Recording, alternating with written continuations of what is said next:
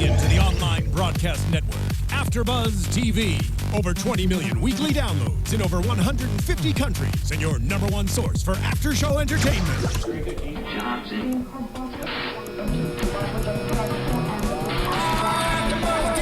AFTERBUZZ TV, the destination for TV superfans. Producing aftershows for over 300 of your favorite TV shows, interviewing celebrities and showrunners, and bringing you behind-the-scenes exclusives. All thanks to E! Entertainment's Maria Menounos, producer Kevin Undergaro, and internet leader Akamai. Now, let the buzz begin! Redux. Hi, I'm your host, Jacque Borowski, and welcome to Season 3, Episode 2 of Under the Dome, Redux. I am here with Amanda Fields-Bennett, your other host. Yes, and we are very perplexed by this episode tonight. But first of all, we just want to say thank you for tuning in again.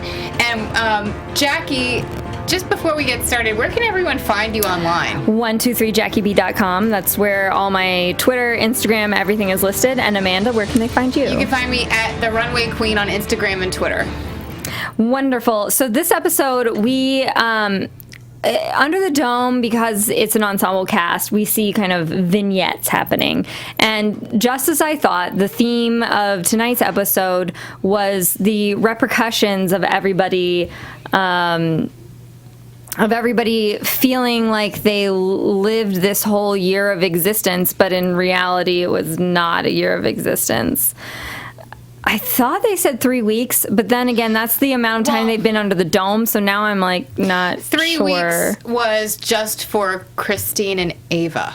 Okay. That's how long they were in the cocoons. I don't know how long it was for all the other characters. This is probably going to be explained in the next couple of weeks, but I feel like the reason why they call it Redux is, of course, we discover right from the beginning of the episode that they all are coming out of the cocoons. They all have the goo still on them. They're crawling out from the cave, so to speak, and then they realize, oh, yep, the dome's still here. It's the same. I thought we were out. I thought our lives were different, and it was all just a trick of the mind. Yes, I actually hope we figure out exactly what the time is, because I know we're used to this blurb that we had before that was like, 1 week ago the dome came down and killed this cow. 2 weeks ago the dome came down and caused a pestilence. But now we don't have that, and we have kind of a general reference to how long they were in the cocoons, and we know that it wasn't a year at all because Julia makes that reference. But it's crazy to imagine. I mean, if you think about the last year of your life, just anyone out there, like all the things that you've done, all the friends that you might have made, and even the friends that you already had, the relationships have grown stronger, or maybe you had someone that you trusted and you kind of cut them out of your life, or something changed, of course, and then to have it be right back to a year ago like that, you can't be the same person. It's true. It's hard because dramatic changes happen in a year, and I appreciate that this episode gave the kind of weight that you would give to people feeling like, okay, I had this whole separate existence and now I have to deal with this, like, I'm going back to a year ago when I was under the dome. Yeah, the heaviness really hit them. And I noticed it especially with Dale Barbie. Yes. He was the one that, for me, I saw a whole other life behind his eyes. Well, he was saying that he had mourned Julia, and that for him, he had already gone through that mourning process. He had already accepted that she was dead, and then he already fell in love with this other person, Ava. So now, even though he loves Julia, he's trying to explain to her, like, I thought you were dead, and I had this whole other life. And she asked him the question that no woman should ever ask, which is like, what was it like? Oh my gosh. Don't ask that if you don't want to know the truth, because they will tell you the truth. I think in this scenario, she's just stuck under the dome, and she wasn't part of it. So she wants to know because she's just hungry for information. That's true. She is a reporter, so she's always hungry for information. Well, and, just as a woman, you'd be interested. I'm very pro Jarby. I think that's their ship name, Jarby, Julia and Barbie. That is a great. Yes, I think Jarby. if that's not their ship name, let me know what it is. But I thought it was Jarby, and I have been pro them from the beginning. So I see the show trying to set up this triangle with Ava, Julia, and Barbie to once again do the split between Julia and Barbie, but they are too strong for that. They're too strong. Well, and then there's also the other triangle of Nori, Joe, and Hunter, which we'll get to in a little bit. But yeah, there's coexisting two different triangles. Yes, and I like the dynamic of it. It's interesting for the TV show and the writing, but as a fan of Jarby. Yeah, it's tough. I can't get behind the Ava and Barbie situation. I can't either. I'm sorry, I'm an Ava hater. Well, I just feel that there's not really much chemistry between Ava and Barbie, and there's tons of chemistry between Julia and Barbie. Of course, and not only that, it's not really about the chemistry because apparently Christine has her own agenda. Yes. And she wants them to be together for some reason that the egg is telling her or something. Yes. Before we delve into that... And the moon is telling her. The moon is telling her things. Before we delve into that, I'd like to start with Junior. So Junior... This plot line, who's happy for Crazy Junior to be back, first off? I mean, Junior had been flying under the radar for the longest time. We were like, Junior, you're a reformed being. Good job for not being crazy. And now he's back to, like, burning houses and having crazy eyes. But he's even more crazy than before, if that's possible.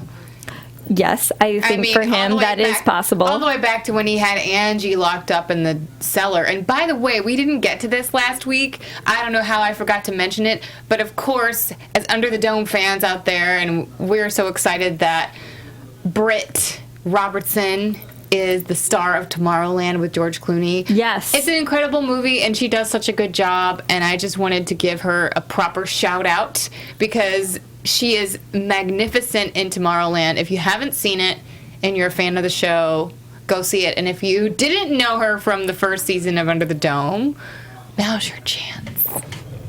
Well, Junior, they do explain that Junior had locked her up because he kind of almost foreshadowed her impending death, and he was saying, oh, okay, I'm saving you. So when we thought he was crazy before, it turned out he actually wasn't. He was a little bit psychic, just like his mom. So right. Part of me is wondering, like, is he seeing things that Big Jim's going to do in the future, or is he just responding to Big Jim and how he's hurt him? Which, oh, by the way, Big Jim shot him. There's no dried blood on his shirt, and he has not had any medical assistance in God knows how long. But he was one of the people that did not make it into the cocoon, right? No, he went, and this was another interesting plot point to me. It was because Junior, right? So at first we think, okay, well, what's happening? Why are they separated? And I was thinking this tonight as we watched the episode. Perhaps Junior and Julia and Big Jim don't have roles in this new dumb kingdom. Dome plan. Yes. And it's almost like, you know how they keep referencing the monarch butterflies and how tonight they were all dead? Yes. In the cave. And I feel like, you know, they were talking about how Julia was the monarch. And then Melanie is the monarch in some way. And then, you know, well, we will get to what happens with that. I don't want to. We can't think too hard. We just have to accept. Sometimes it's hard for me to stay on topic because this episode, it really does dance all over the place. Yes. And so I really, if I feel like I want to get to something, I'll just say it, I think. Because Christine, she creeps up and it kind of, it plays through the episode when she's talking about we are what we do. We are what we do. And I think that's going to come across the more we get to know Christine.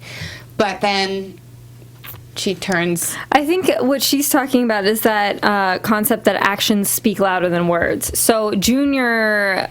we have this moment where Junior is feeling that everything that happened to him for 3.5 seconds feels so real to him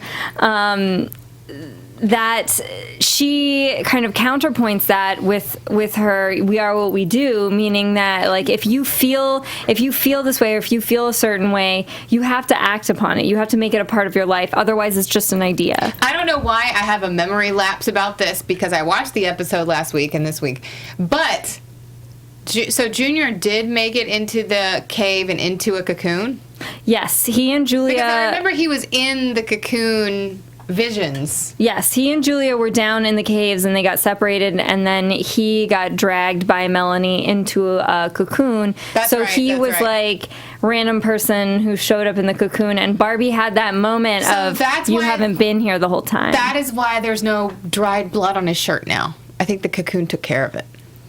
Hopefully somebody took care of it because he had no medical assistance whatsoever. There was still a hole in his shirt where the shot That's true. was. So it's like the shirt was damaged, but now he's been repaired. That's true. And apparently nobody under the dome has homes anymore except for Andrea's stockpiled home, but she's dead now and on her porch. So we have Nori, Hunter, and Joe. That love triangle. They're sleeping in cots, which I couldn't tell if that was at the school. I think it was at the school or in a basement or something. They did not really establish that. Because Joe's house is gone. Nori and Hunter are not from that town. But we had also established that because there are tons of people missing in the town, you could just be like Maxine and show up in whatever house you wanted. Why are there people in hotels? Why? I'm sorry. There's a lot going down at that motel. Right? Like, why is it all of a sudden everyone's in a motel? First off, why did people abandon the cabin? I think the cabin is a delightful place to be. Delightful and creepy. Yes. Also, Big Jim has the right idea where when Big Jim lost his house, he was like, F this, I'm going to Bird Island, where there's a huge mansion that Maxine left vacant. Wait. I just had a really good thought. You know how you're talking about how Junior has the visions like his mom did? Yes. Well, wasn't there a... Oh, those paintings, by the way. I do miss those paintings. But Can we find a 5-year-old to recreate them? Please. Thanks. Oh, but also, okay, so Junior's mother was painting these pictures, and I feel like there was one of the house on fire. I mean, I'm not sure if that was... For all of you Dome fans out there, yeah, retweet at us and let us know, or comment and let us know. Retweet, subtweet, quote the tweet, anything. Do all the Twitter things on Bird Island. So Nori and Hunter are having a lot of sexual tension. Well, won't they? Right. Because they're like, well, in Cocoon Land, we almost did it. The thing that bugs me as a nerd is that for someone like me who wears glasses, it's really annoying to use the plot point of, now I'm beautiful because I don't have glasses anymore. I'm sorry, people with glasses can be beautiful. I thought Hunter was very handsome with his glasses. And now, because they're trying to set Hunter up with Nori, they're like, look, we have this young, cute couple to compete with Joe. But wait, Hunter's not cute enough unless we remove his glasses by saying that he got superpowers after being in the cocoon. But I don't know if it was a point of him being more hot. I think it was just like, oh, I don't need them anymore. I feel really free. I hope they follow up with the plot point saying that, okay, now people are having correlations as far as, like, people are feeling like more advanced beings from being under there, because I know this whole thing might turn into like an anthropological experiment. So I'm hoping that this means that there are more advanced beings and not just a CBS, like, I want to bring in a hot guy, but he's not hot enough unless we take off the glasses. Yeah, I hope that's not what it is. I don't think so. But I understand your point, because, I mean, there's so many teen movies that have done the same thing. Right. Like, right. Oh, wait, you've been beautiful this whole time? Right. And because it's not 1993, I think we've embraced the nerd now, and that he can have glasses. Nerds are hot. Nerds are totally hot. Yeah. Whew. Get the memo, CBS. I mean, hello, Comic-Con. Coming up next weekend. True. True story. Okay, sorry. Side note. But here's the thing. I think they're showing people having these healing moments, like, that's more of an outward thing with the eyesight, but I think people have changed on the inside, and that might not be as obvious. But, like, Nori definitely has changed. There's really something different about her because she has, like, no problem just, you know, shooting a pig with a bow and arrow and, like, oh, the town needs it. Like, it's nothing. And she probably hasn't done that before. Big Jim did mention in the end, and it's hard for me to take anything that Big Jim says seriously because he's a crazy man who, like, hangs out with his gun and his alcohol shooting his own television. So it is hard. It is hard for me to take him seriously. But Big Jim did mention that the people have fundamentally changed, and another problem I had was his example where he's like, Junior's not the same person. I'm sorry. Junior is crazy. He was crazy before. He has retained the crazy. He just got to be normal for a little bit and then stopped being normal. That doesn't mean he's changed. That just means he went back to his, like, 0 point. And also, Big Jim, he's not going to do your crazy bidding anymore. Yeah. Like, he's going to do his own crazy now. Right. And I liked when he was just staring right at him and he was burning the house down, and he just said, oh, you're gone. You're not my dad anymore. And I feel like that has a couple of different meanings. For one thing, it's showing that he's on his own. He is his own man. He can take charge of his life and make his own choices. But also, I think it has to do with these people that were in the cocoons, chrysalises, by the way. I feel like they may have even become a new race, if that makes any sense. Like, maybe they're not fully human anymore, and they have this other gift or power, or I don't know. I don't know if we want to call it a gift. Well, we do know that Ava and Christine are somehow involved in orchestrating this. I do think the dome, it has been alluded that the dome is some sort of experiment and that they are anthropologists and they're trying to weed out people in a almost, to me, a survival of the fittest kind of manner, because she was saying some people get weeded out, some people will survive. It's interesting, again, the play on words, because, well, this isn't necessarily a play on words, but when people talk about pruning away what's not necessary, it's not only, you know, a metaphor for, you know, gardening and growing something, but it's also something that a lot of people use when they talk about, like, you know, the Bible or God, and, like, how there's things that have to go away in your life for you to be really happy, and it might be a job or a situation that you're in and you feel that you're stuck and you're not growing. And so it's, like, not only you know, a good metaphor, but it's kind of back to the science and religion thing, but a very subtle way. But that, I think, like, if anyone else out there, you know, has gone to church recently or, you know, in their life, I feel like that's kind of something that they throw around. I do feel like this could be wrapped up also in, like, a belief system for Christine, because she believes a certain way. That could mean that she's taking these steps towards... Christine feels like she's doing something really good.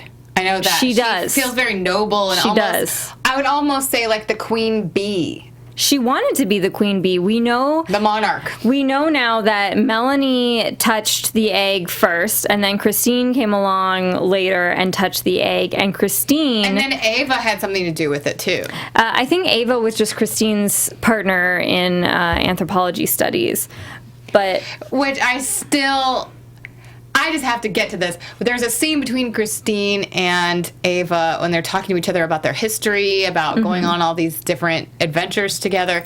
And I didn't...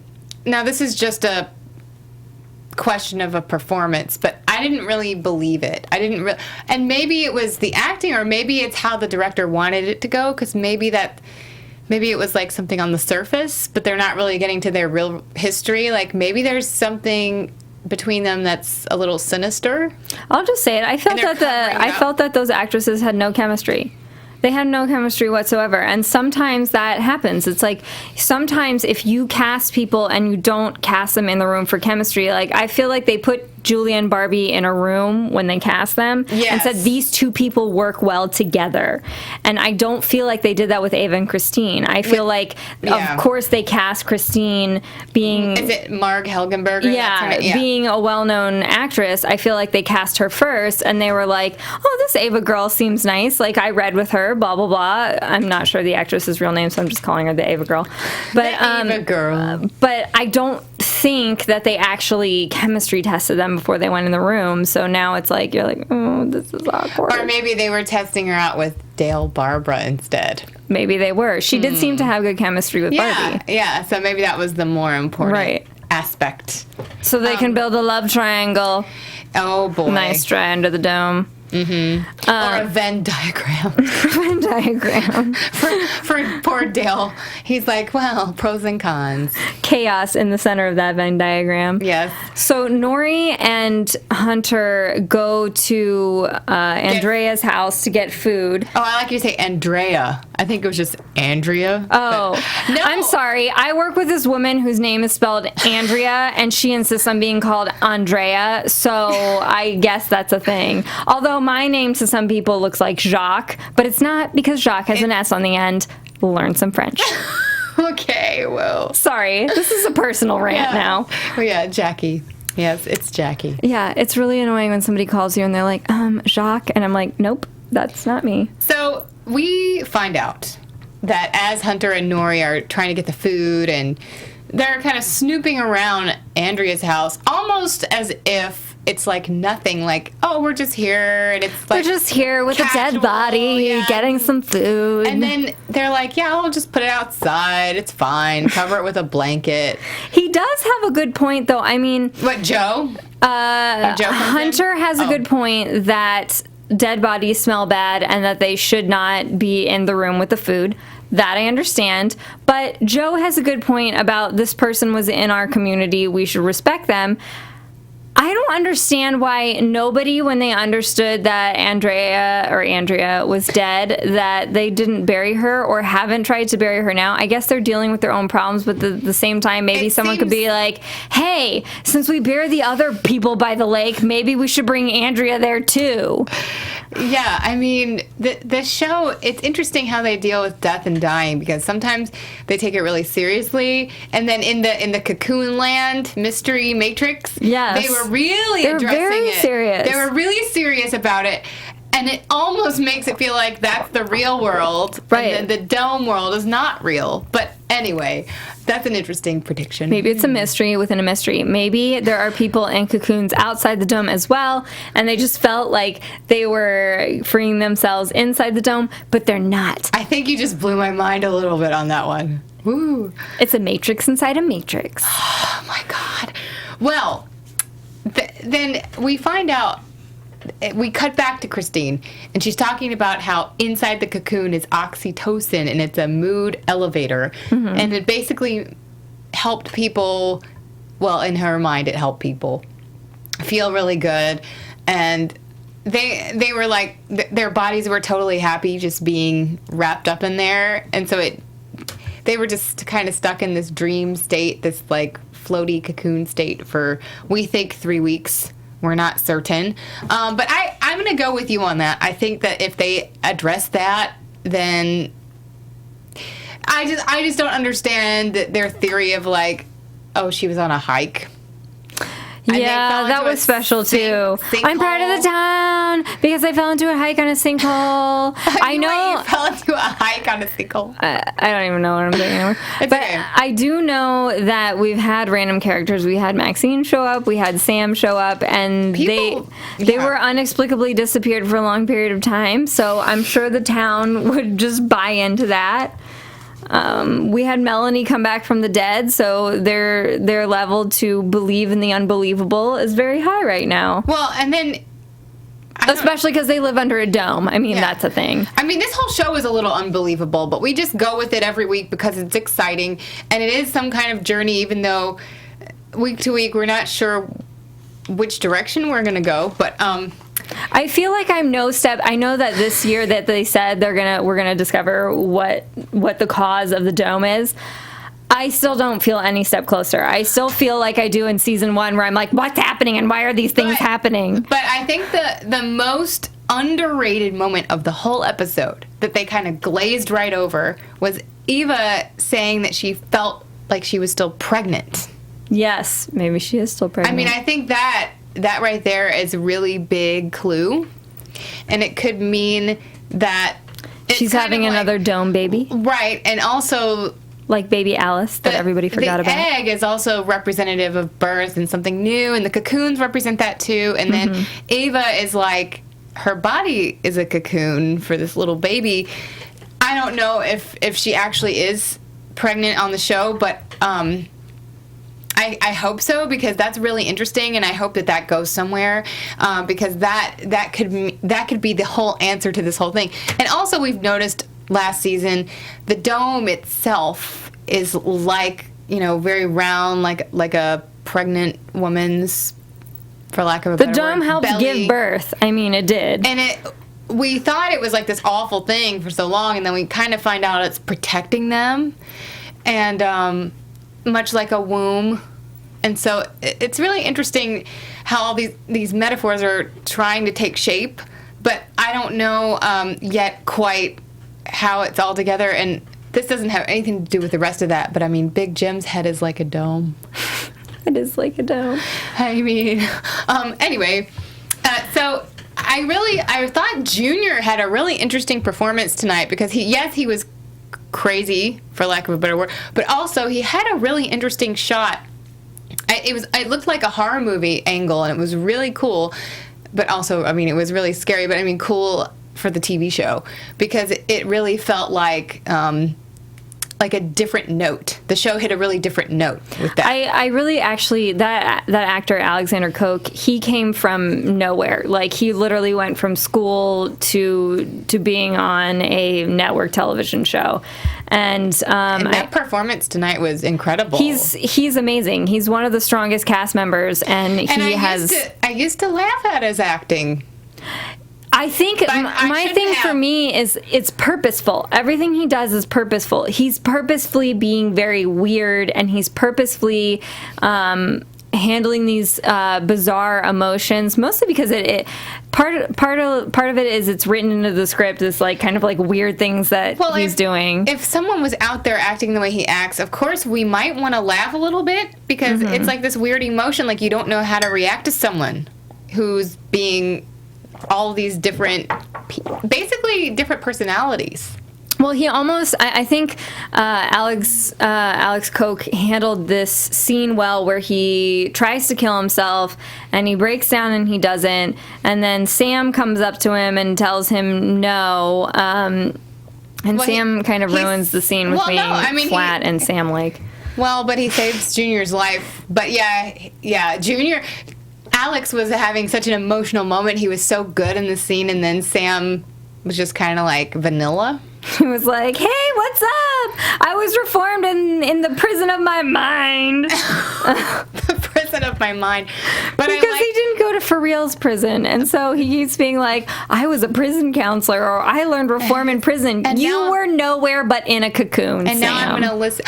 But a cocoon could be a prison for some people. That's true. Or some caterpillars. And I miss Lyle. Where is Lyle? I know Lyle's dead, but it would be nice for him to just come back to life somehow. Lyle brought a different. He brought a different note, a different mood to the show. Yeah. But yeah, I thought it was kind of cool that like Sam found some kind of foothold in the society, and so he's like become this counselor, sponsor, if you will. But I don't know if Junior ever had like a drinking problem, or if he just has his own issues. But I think they're kind of bringing everyone together that has things that they need to work out. Yes. And so they're kind of all coming together, and it's like a community meeting of sorts. Like, yeah, okay, it can be AA, it can be whatever anonymous that you need it to be. But I think it's cool that they're helping each other. And I hope that we hear more from curly-haired lady. I wrote her name down. It was funny because I had been writing her as curly-haired lady. Give me a minute. Forgive me, but I know you guys know Abby, who I'm maybe? talking about. Does that sound familiar? Abby, yes. Probably. Abby. She was incredible. I really like how she was in there. I think she was dealing with the loss of her child. Yes, she was. There were two, what I like to call people who are SAG day players. There was the one like disgruntled neighbor. I kept calling him disgruntled neighbor. He was the one they kept turning to in all of the scenes to be disgruntled because I guess they're not going to pay the other extras to say anything. Wait, which disgruntled person? He had blue eyes and like kind of messy hair. He was kind of a nondescript disgruntled neighbor type, and he just kept showing up and being like, "Mah, mah, mah." That's interesting because for some reason I don't remember it. Like, I guess I was focused on everything else. It's interesting. He should have done more to earn his SAG day player Maybe money. I just need to watch the episode again because I know there's going to be more things that I pick up on every time. But yeah, Abby was upset because what was interesting, what the scene with Abby when she's saying how she misses her child and they ask her, can you spend 1 hour without your child? I don't know, have you seen the show Unbreakable Kimmy Schmidt, which is on Netflix? I haven't seen it yet, but I know everyone's been saying it's amazing. It's amazing, and one of Kimmy's things is her character was stuck in a bunker and she kept telling herself, you can do this for the next like 10 seconds. So like count to 10, and if you can handle that, you can handle the next thing. So it's really the idea of, and she's turning this crank as she says it, which is, it's a comedy, so it makes it hilarious, but it's this idea that if you just take things a moment at a time rather than letting everything be big and overwhelm yourself, you're more likely to be able to get through it. That is definitely very much an AA thing. Also, which is cool that Sam said that to her because it continues with his character, and it's really interesting how he's just like, did he learn this like in the real world or did he just learn it in the cocoon? Because it's cool that all of a sudden he's an expert. He's like the expert on I guess if you can do that in your mind cocoon. But it's true. It's true. Anything. Like if it's almost like the dome is like a prison, and you have to, can you make it through another day? Yes. One day at a time. And all the people that have come out of any kind of situation in life that was really hard, anything you had to heal from, you do have to make it sometimes 1 hour at a time. Yes. Before it's a day at a time. It's true. And so, yeah, and I like how that theme is not only in this show, but in the Unbreakable Kimmy Schmidt, and then also the show Mom on another CBS I haven't show. seen that. Is that with Anna Faris? Yes. Yeah, it's really great. Just a little comedy that is really touching, and anyway, if you guys... I have a couple of miscellaneous notes for Under the Dome. One, hobo camp. There is now a hobo camp springing up where... A hobo camp? Oh. You mean on the cots? No. No, there's literally like tents with people that are like homeless in them, because the scene with Christine where she pulls the knife up from the tree wood. trunk. Yeah. It's in the hobo camp. And I was like so frustrated because I'm like, they could be in the cabin, they could be in mansions, they could be and in now they're making houses. there are so many empty houses, and I know they have like burned and destroyed houses, but there are plenty of houses. They're trying to bring these people together, so maybe that was a Christine thing. Like, oh, let's make this the center of town. Let's have everyone be together. If someone can sleep... here's the thing. But it's like, why can't they just all go to the motel?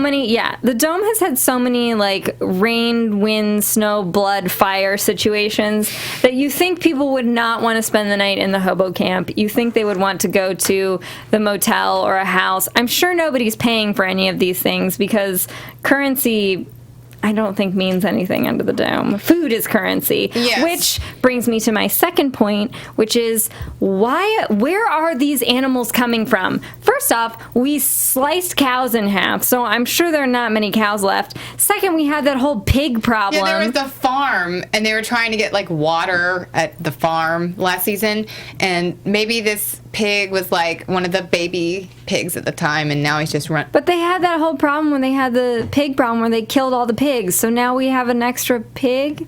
I'm so confused. Oh. How big is this town? How big are you, Chester's Mill? I know, and not only that, all of a sudden we're in the Hunger Games. Yes. But I mean, they did make a reference to Katniss. I know, but I just thought But it was it's like, yeah, that was pretty a little, cheesy. yeah.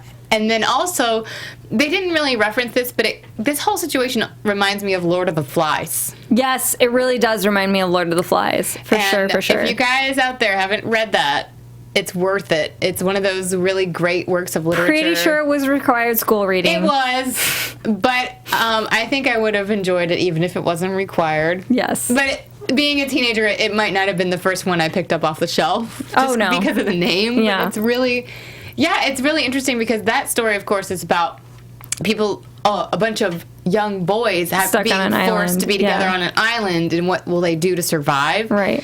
And so these people under the dome are forced to be together. I also find it interesting that Joe, they're like, you could set traps, Joe, why don't you do this? And he like- sees the pig in the trap and he's like, bye, pig. Now, I would do the same thing, but I also don't know how to set up traps. So, And where did this come from that Joe knows how to set up traps? He knows how to work a Surface tablet. He knows how to set up traps. which the Surface tablets are completely gone. Joe is now like, Joe is now giving up technology and he's just setting traps, but I don't know he if they have doesn't a really signal anymore. But speaking of technology, Big Jim is a little snoopy today. He's like snooping around and following Ava around and following Christine around, and what are they up to? And they're like digging these little things up, and they're like, a magnetometer? I don't know. They were making some magnetomic readings. Is that a thing? Please tweet at me and let me know if it's a thing. Because We laughed because it sounded made up. yeah, I don't really do the whole science thing, and I can't tell from this show if they're making things up or not. We like science, but we're not science experts over here. Yeah. Yes. I would say that's an excellent. But yeah, I think that the line that, and we probably already said it, I don't know, but we are what we do. It was good because it was like helpful at first, and then it was so creepy. It was creepy. And she like picked up that knife, and I was like, ooh, she's on a mission for something. And I'm like, is it food? Is it a person? Well, she stabbed. Julia has that tussle with Melanie. Tussle. Near-death experience. Near-death experience. Yeah. Under the dome, it could be considered a tussle. So she has that fight with Melanie, and Christine comes up and stabs her. And part of me was like, this is a setup to get Julia and Barbie to like you, but it's also getting an easy way to get rid of Melanie, who you already wanted to get rid of because she was not helping you with your plans. And I hope they explain a little bit more who Melanie really is. I think that from this episode, I can gather that it is actually really Melanie, because she was like, we brought you back from the dead and blah, blah, blah, blah. And so she was just a pawn in the game of the dome. Yes, the game of domes. And by the way, how epic was the ending when she was just kind of looking at the moon like she knew something, like, yeah, moon, I know what's up. Well, she has a greater plan for everybody. I know what's up the sky. I know. They have these, so with I just want to, on the last note, to focus on the 3 love triangles, because... 3? Or the 2 love triangles. 3, Big Jim and... 2 groups of 3. Big Jim, Bird Island, and the dog being the 3rd. I don't know. Oh, I'm just making it. But, we have Hunter, Nori, and Joe. Right. Joe brings flowers in to Nori, sees that... Oh, wait a second. Were they weeds? And the whole theme of, like, pulling out the weeds? Yeah. And is Joe the weed? I'm pretty sure Joe's a weed. Now that and he's carrying them. Yeah. So Joe was bringing flowers to Nori and then found out she was... what seemed like almost having sexy times with Hunter, but because this is CBS, it turned into listening to A-tracks. I mean, mixtapes. I mean, things from a long time ago that Andrea had in her house. And then they just come out like, oh, what's up? I have all my shirts on. Like, not even like one of them off. You know, because Yeah. Hunter had on like 2 shirts. So it could have been a, will they, won't they? But they were like just hanging out and kissing, I guess. Which is perfectly fine. I don't think they were even kissing. I think they were just Laughing. giggling. Yeah, giggling. But yeah, Joe is pretty pissed because Right. he and Nori were pretty solid. They'd gone through a lot together. And remember, the dome responded really well to when they would kiss. That's true. And when they would touch the dome at the same time. That's true. And they had all these experiences that connected them to the dome. Right. They're And the now- original dome children. Yeah, and now, was that all for naught? Yeah. We're going to see if the dome gets angry about that. And then, If the dome gets angry. Yeah, the dome was very personified last season, and now it's just kind of there again. yeah, now it's just there. It's a We prison wall. We had in the underground tunnels, then we had Julia and Barbie discussing more about their relationship, and Barbie was basically explaining, I've already mourned you, and he says, but with Ava, I feel like it's just yesterday. And then that last scene, him and Ava are holding hands, but I'm still holding out for Jarby. I was really, when they held hands, that moment made my skin crawl. I was really unhappy about that. I was even wanting to like throw things at the TV, and I didn't. But yeah, It's hard because I've said this before. Julia seems to be our main protagonist, and we feel like Julia. So we feel the same way Julia feels, where it feels like for us betrayal, because we've seen what Julia's seen. We've evolved with her in her time and space. Mm-hmm. So we don't feel what Barbie and Ava and all these people who feel like it's been a year, we don't feel that. So we're with Big Jim, who's our bad guy, but we're also with Julia, where we're like, well, this felt like only yesterday. So we feel that kind of hurt and betrayal. Well, exactly, and but forgive me, I think his name is Mike Vogel that plays Del Barbara. Yes. Mike did a really beautiful job, though, of having that true experience for a year with Ava. Like, he really had the emotional connection to that when he was explaining it to Julia, so it made me feel for both of them. Even though, of course, I'm on Team Julia, I was conflicted watching it, which I think a lot of the viewers out there must have been. Of course.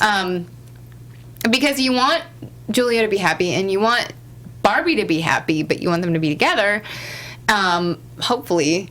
But, I mean, we've had the will they, won't they with other characters in the past. Remember the science teacher? Yes, Rebecca, the science teacher. She was will they, won't they with Big Jim. She was will they, won't they, I feel, with like the whole town until they were like, we'll just stick you with Big Jim. We'll just, yeah. But side note, I have a lot of side notes tonight. I mean, it's a whole side. I don't know. But there's a real full moon in the sky tonight. And we were watching it, and there was a full moon. And I don't know if that was planned, because you can, look at the moon cycle. But it was really awesome that it was put together that way, because, and you look up in the sky, and you're like, oh, maybe I am under the dome. It is neat. It is neat. Yeah. So, predictions. I have some predictions. And now, your AFTERBUZZ TV predictions. I think this sound goes with the show, and we should just play it all the time. Wee-woo, Twilight Zone. Matrix. So I feel Big Jim is such an interesting character to me, because just when the moment you think he's gotten really super evil and you're like, I just can't forgive you, Big Jim, you're a terrible person, then you're like, no, you make some kind of sense. I feel like I did feel like the moment where he was like packing his stuff up and like, I'm taking this dog and sailing to Bird Island, I was like, I'm so with you at this point. But not that I'm saying, not that I'm saying I condone any of Big Jim's actions whatsoever, but I do feel like this season there's going to be a showdown between Christine and Big Jim, and I think that Big Jim will actually end up helping a lot of people, because I think whatever Christine is doing is probably going to harm them. I think you're right about that. And I also feel that we're going to really figure out a lot more about these themes, like I was saying earlier in the show, about, you know, the womb, the dome, the cocoons, the, you know, the egg. These are all symbols of birth and something new, creating something new. And so I don't know if that means that it's a new planet, or that the rest of the world is going to be destroyed and this is the one group that's going to survive, or who knows. But I think this is going in a really exciting direction, and I want to follow that path. I think it's going to be really interesting to see. I agree with you. I think it's going to be interesting to see if, like, this is like a test for, like, what happens if our Earth atmosphere goes bad and we have to have people live in an isolated area. Ooh. I just pulled that out of my ass. Wow, right now. that was good. Have a great night. Thank you for listening. You can find me at my website, 123jackieb.com. That's where my Twitter, Instagram, everything is. And where can they find you? You can find me on Twitter and Instagram at The Runway Queen. And have an awesome Independence Day Yes. weekend. Happy 4th of July, everybody. Have fun and be safe. From executive producers Maria Menounos, Kevin Undergaro, Phil Svitek, and the entire AfterBuzz TV staff, we would like to thank you for listening to the AfterBuzz TV network. To watch or listen to other after shows and post comments or questions, be sure to visit AfterBuzzTV.com. I'm Sir Richard Wentworth, and this has been a presentation of AfterBuzz TV. Buzz you later. The views expressed herein are those of the hosts only and do not necessarily reflect the views of AfterBuzz TV or its owners or principals.